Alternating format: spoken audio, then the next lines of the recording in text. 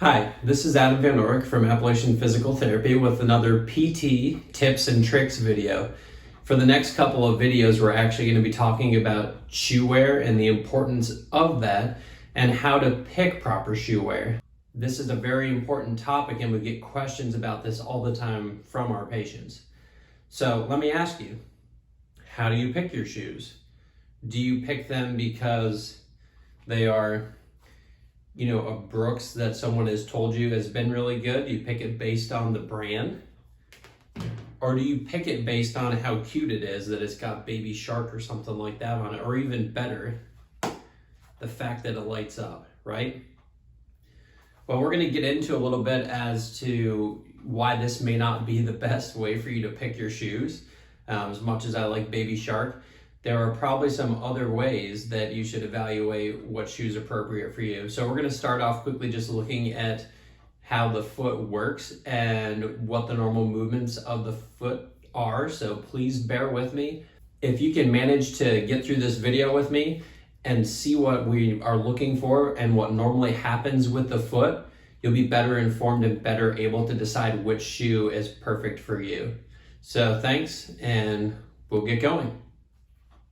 Before we get into the videos of gait, let's talk about some of the things the foot's doing, and I will demonstrate it on this shoe so you have an idea. Okay? So there are two basic motions to the foot that we're looking at during gait. The first one is called supination, and that's when the outside of the foot turns in, and there's pronation when the inside of the foot turns in or toward the ground. Okay? We're going to have those two motions throughout the gait cycle. I'm going to show you that now from the front so you can see that again. Okay, so again, supination, outside of the foot turns in, pronation, inside of the foot turns in or toward the floor. Now, let's take a look at those two motions again during walking on a treadmill, and we're going to slow this down so you can see it better. Now, you can see here as the left foot strikes the floor, it does so in a position of supination with the foot turned in. Now you're going to see what happens as we move into the stance phase of gait.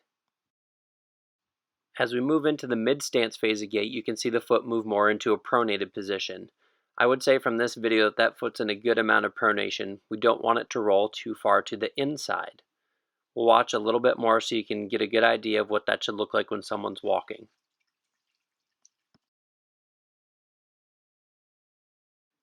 So hopefully after watching this video and watching this person walk a bit, you can see what normal supination and pronation looks like.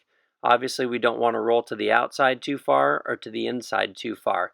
So the perfect selection of shoes should really promote gait that looks a lot like this video.